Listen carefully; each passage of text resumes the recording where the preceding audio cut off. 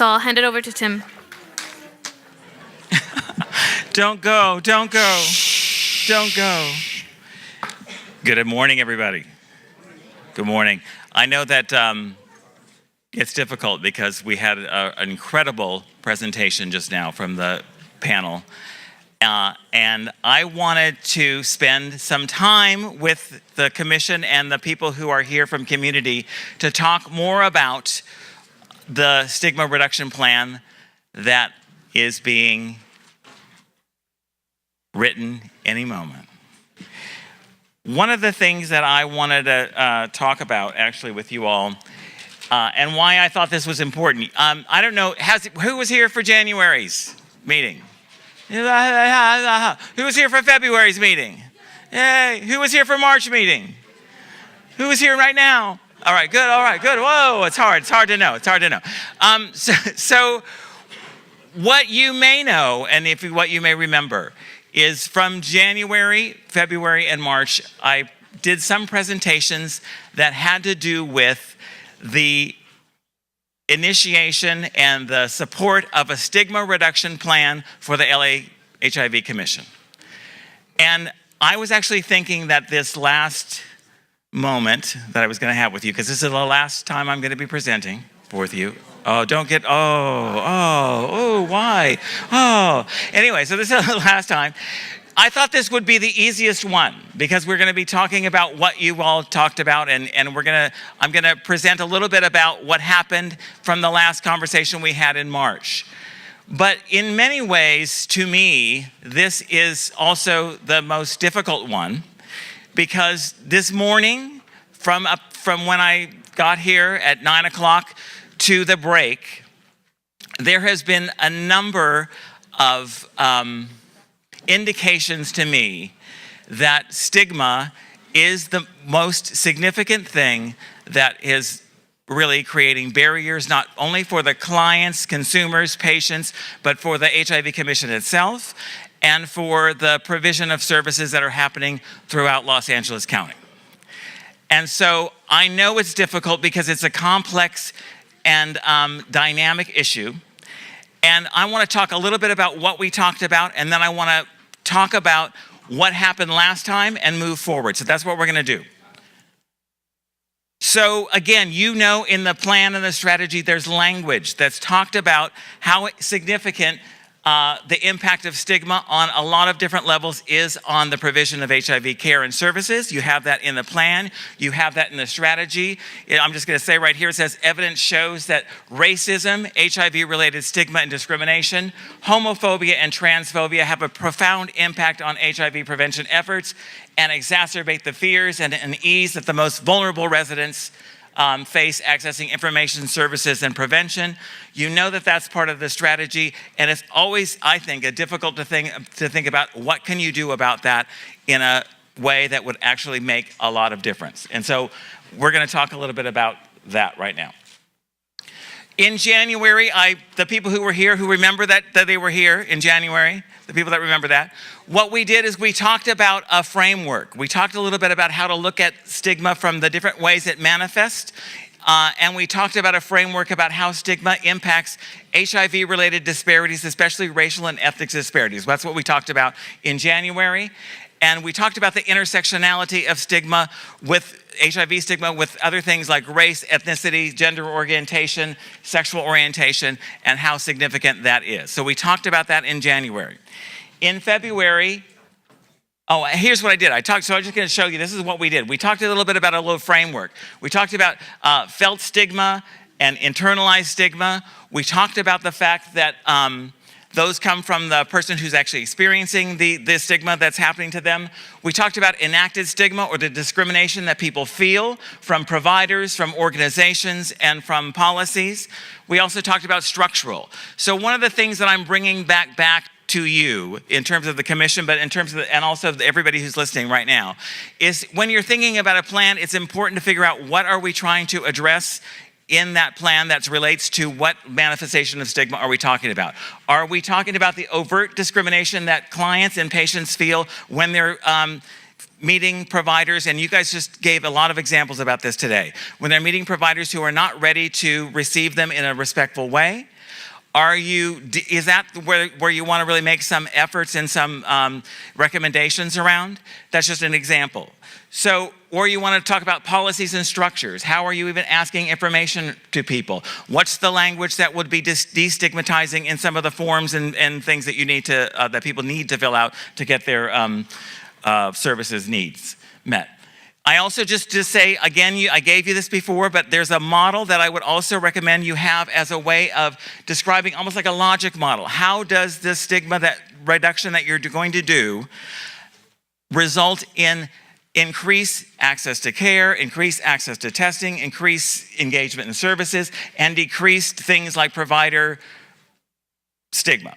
So I gave you that also in January, but also putting it out here again. But I think that that's an important thing to consider when you guys are writing this plan, or when they're writing this plan.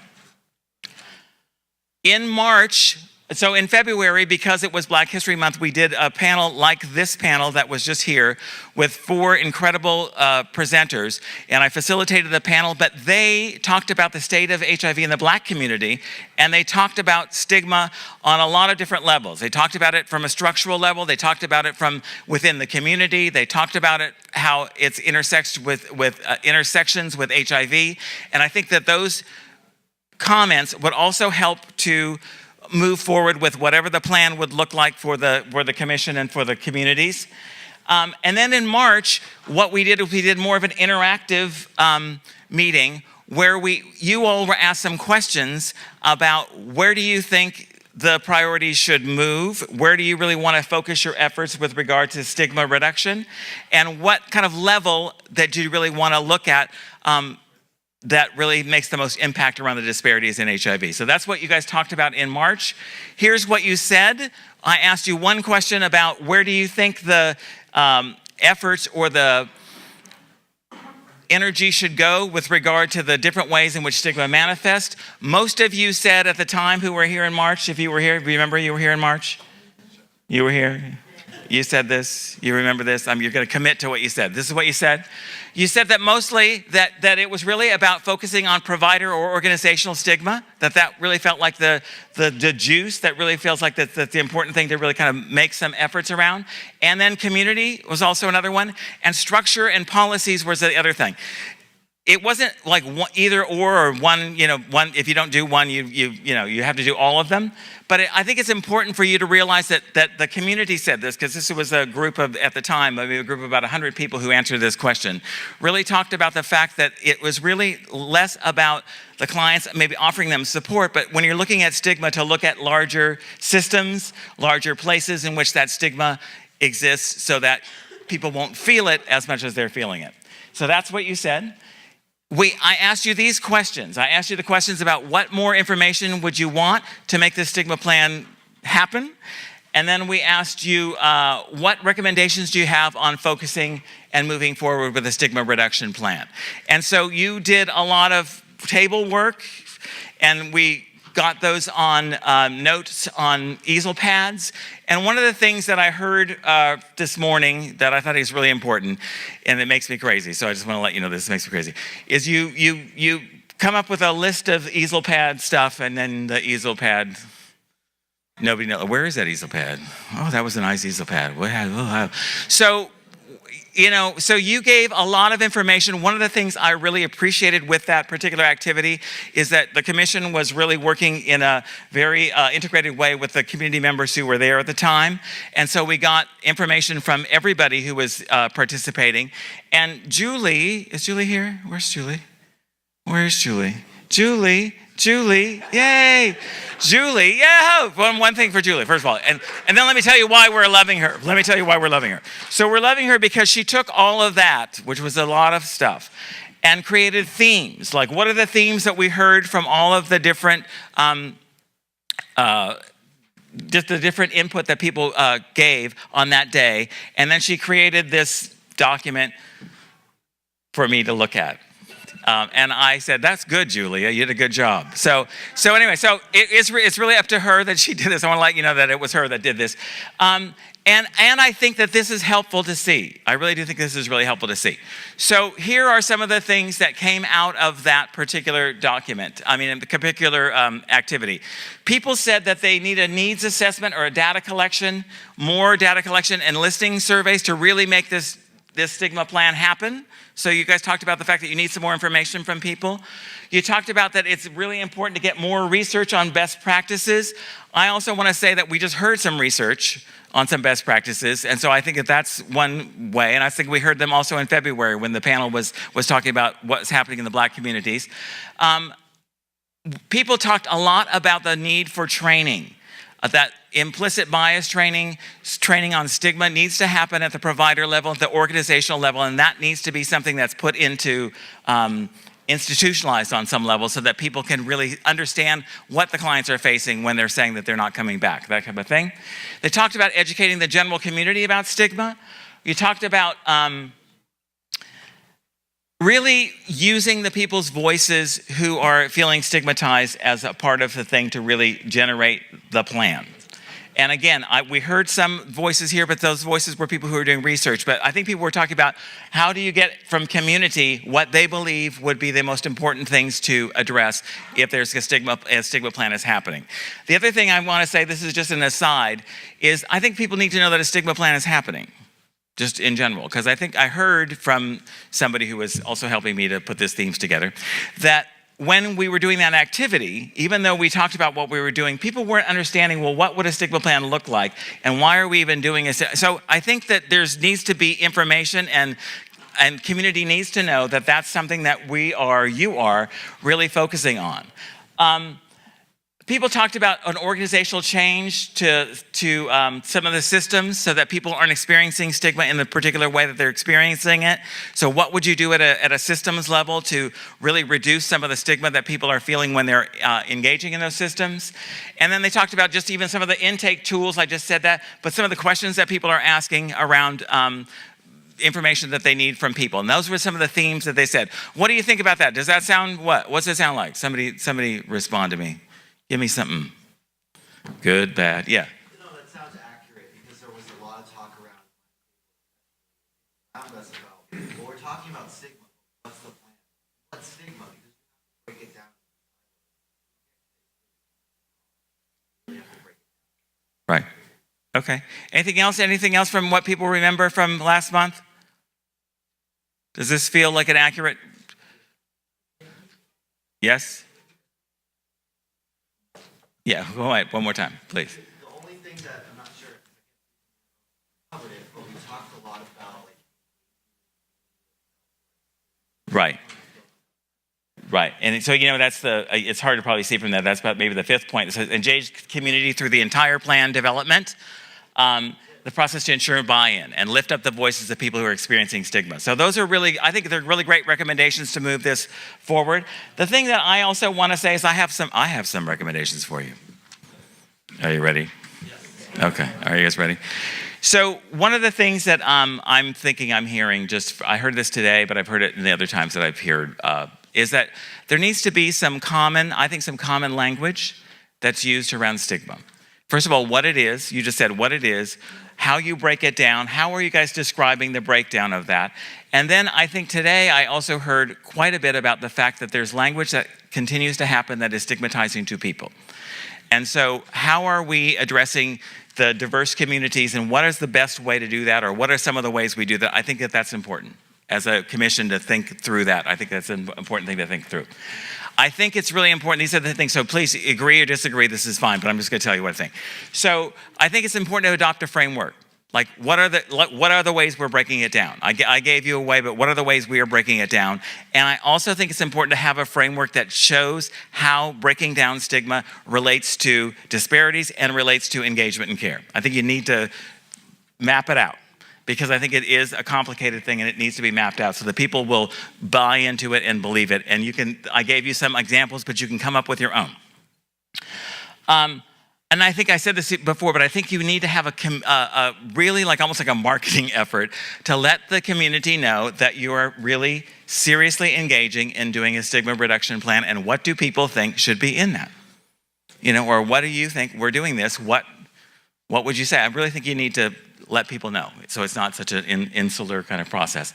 And then for the plan, that was for all of you. But then for the plan, I think it's about looking at like prioritizing the interventions based on what it's for. Like if you're saying, okay, we're really gonna work on some provider level interventions to reduce stigma. That's something we're gonna do. So really be clear about what it is that you're going to be doing and what it's trying to address. And I think you can do that by, supporting organizations, or you can really institutionalize training on stigma. I think there's ways you can do that, but I think that's an important thing to do in really figuring that out. I think this is hard, but I think it's important to really think about some evaluation measures. What are you evaluating? Like how will you know that what you're doing is actually doing what you're wanting to do? And I think that there's ways to look through that, or things to suggest about how are you going to look at the reduction of stigma from what? From how people are feeling, how the providers are feeling in terms of their attitude. I think it's really important to do that. I think, again, it's really, I'm going to say this again, we said this before, it's important to include the voices and the wisdom of the community on the topic so it doesn't become just what you all think. I think that the other thing that I think is really important is to collect best practices. I've heard some here. I'm looking at Dr. LaShonda Spencer, who has done some really incredible work around photo voice. I know other people have other things, but I think collecting like some good examples of best practices that are happening in LA County and other places is important to think like, what do we want to support, and can we adapt those or say that's important to do as part of our, part of what we're doing in our HIV prevention efforts. I wrote that institutionalizing training on stigma I think is important. I think really having almost like you have to go through this particular thing for you to be a provider of service. Just going to say a brief aside, I worked with the state of Louisiana on this project where they created a system where anybody who's working in the health department or the larger community-based organizations has to go through a training on undoing racism.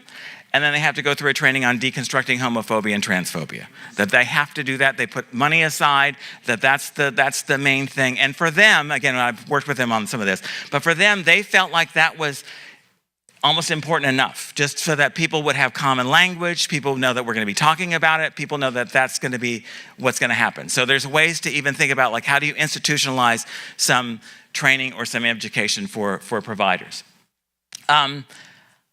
So I also just said that might be about funding priorities around stigma workshops. I also presented last time that in the state of Washington, they had a stigma reduction coordinator.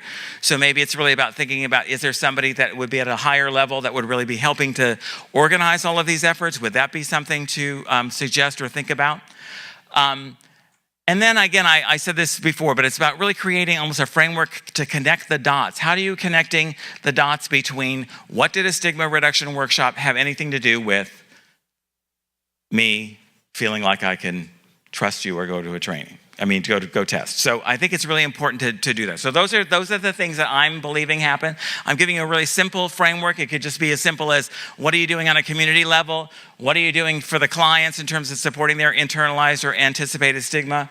What are you doing on the provider level? What are you doing on the structural level? And really have ideas about how that could happen. I think that might be one way to do it. This also came from your documents. I'm considering the wrong thing. To your documents. So it says Los Angeles County has cause for hope. The end of HIV in our lifetime is possible.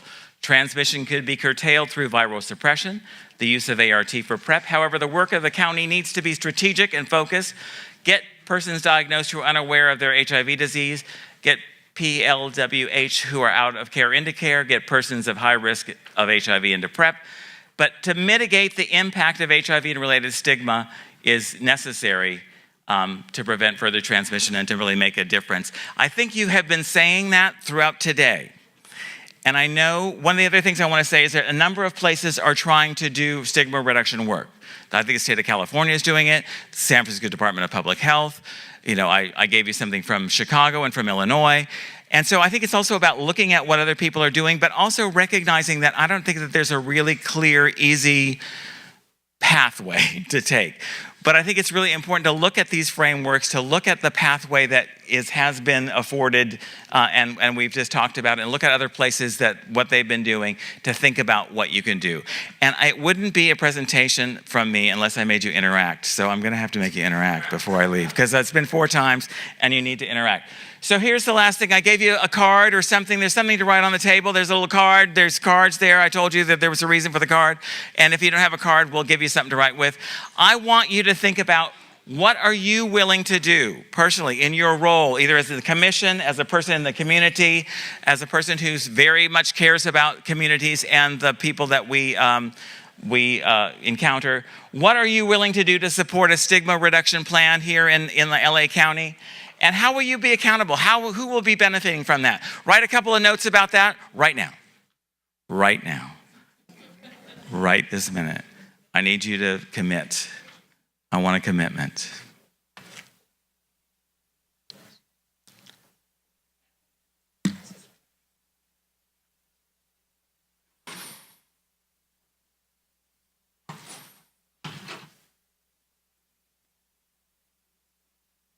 What are you willing to do? Knowing that there's a stigma reduction plan that's happening, knowing that you have the experiences that you have in your life or in the work that you're doing, what are you willing to do to help support this? Because it seems like it's something that everybody said is needed and important to really look at in a dynamic and significant way. What are you willing to do this? We need people.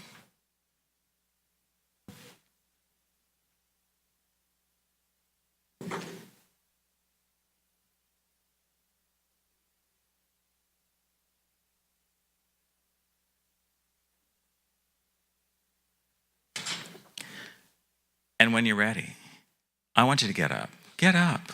Get up. Get up. Come on, get up. I want you all to get up. I want you to find somebody, not at the table, not at the commission table if you can do it. Find some people that you're going to talk to. Tell a little bit about what your commitment is. Get up, find them, say hello to them, tell them what your commitment is, and come on back down. You got 5 minutes to do that. Hurry, go.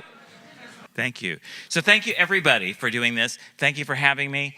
Hopefully this is helpful. See you around. Please.